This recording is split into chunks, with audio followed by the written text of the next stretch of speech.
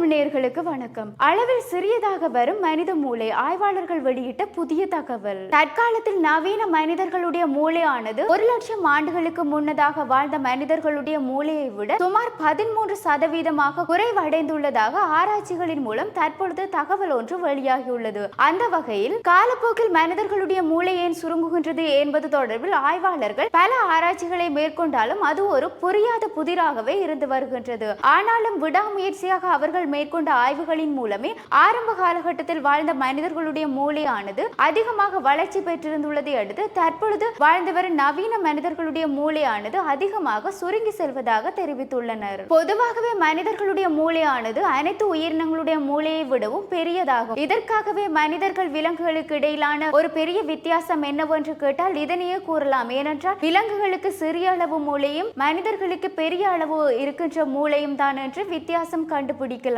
இதைவிட மனிதர்களுக்கு அதிகமாக சிந்திக்கும் திறனும் இருக்கின்றது. அதைவிட அவர்கள் புதிய புதிய கண்டுபிடிப்புகள் ஆரம்ப காலகட்டத்திலிருந்து சிறியதாக கண்டுபிடித்து தற்பொழுது தொழில்நுட்பம் அளவுக்கு வளர்ந்து இருக்கின்றதற்கு முக்கிய காரணம் ஒரு மனிதருடைய மூளைதான் என்பது மறுத்துவிட முடியாத ஒரு உண்மை. ஆரம்ப காலகட்டத்தில் மூதாதையர்களால் உருவாக்கப்பட்ட சக்கரம், நெருப்பு இவ்வாறானவற்றும் மற்றும் இதனை தாண்டி மனிதர்களுடைய சிந்திக்கும் மூளையினால் தான் சந்திரனில் இறங்கவும் முடிந்தது. நியூயார்க் நகரத்தில் உள்ள அமெரிக்க இயற்கை வரலாற்று அருங்காட்சியகத்தின் பழங்குடி மக்களுடைய மண்டை ஓடுகளை எடுத்து மானிடவியல் நிபுணர் மற்றும் ஓய்வு பெற்ற அருங்காட்சியக கண்காணிப்பாளர் இயன் டாட்டர்ஸால் 2023 ஆண்டு காலத்தில் அடிப்படையின் பண்டைய ஹோமோசோபியன்களுடைய மண்டை ஓடுகளை எடுத்து அதனை ஆராய்ச்சிகளை செய்துள்ளார். அதன் மூலமே தற்பொழுது வளர்ந்து வருகின்ற நவீன மனிதர்களுடைய மூளையானது 13% குறைவடைந்துள்ளதாக தெரிவித்துள்ளார். ஆசியா, ஐரோப்பா மற்றும் அமெரிக்கா போன்ற நாடுகளில் இருந்து பல்வேறு ஹோமோசோபியர்களுடைய மண்டை ஓடுகளை எடுத்து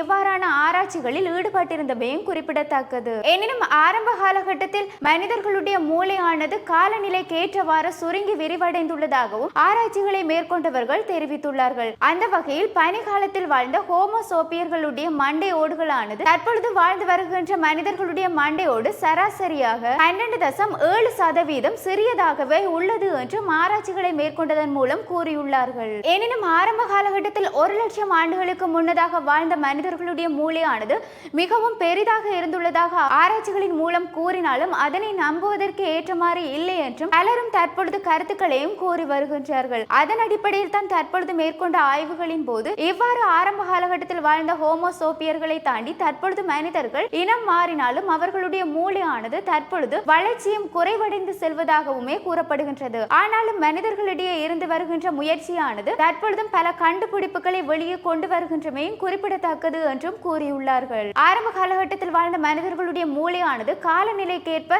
இசைவாக்கம் அடைந்துள்ளதாகவும் தெரிவித்துள்ளார்கள். அதாவது ஹோமோசோபியர்களுடைய மூளையானது பனி காலத்தில் உறைந்து காணப்படுவதாகவும் கோடை காலங்களில் விரிவடைந்து காணப்படுவதாகவும் கூறுகின்றார்கள். அதே போன்று ஆரம்ப காலகட்டத்தில் அதற்கான காலநிலையை மனிதர்கள் எதிர்கொண்டாலும் தற்பொழுது இவ்வாறான காலநிலை ஏற்பட்டால் காலநிலைக்கு ஏற்றவாறு மனிதர்கள் மாறிக்கொண்டுதான் இருக்கின்றார்கள் என்றும் கூறுகின்றார்கள். எனவே இந்த மூளை தொடர்பாக ஆராய்ச்சிகளை பலர் மேற்கொண்டிருந்தாலும் பல தகவல்களை வெளிவிட்டாலும் மக்களுக்கு புரியாத புதிராகவே இருந்து வருகின்றது.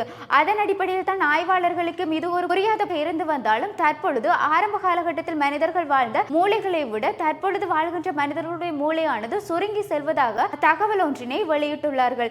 இது எந்தளவிற்கு உண்மை என்பது குறித்தும் தாங்கள் ஆராய்ச்சிகளை தொடர்ச்சியாக மேற்கொண்டு வருவதாகவும் ஆய்வாளர்கள் கூறியுள்ளார்கள். இவ்வாறு மற்றும் ஒரு பதிவினூடாக உங்களை சந்திக்கும் வரையில் வணக்கம்.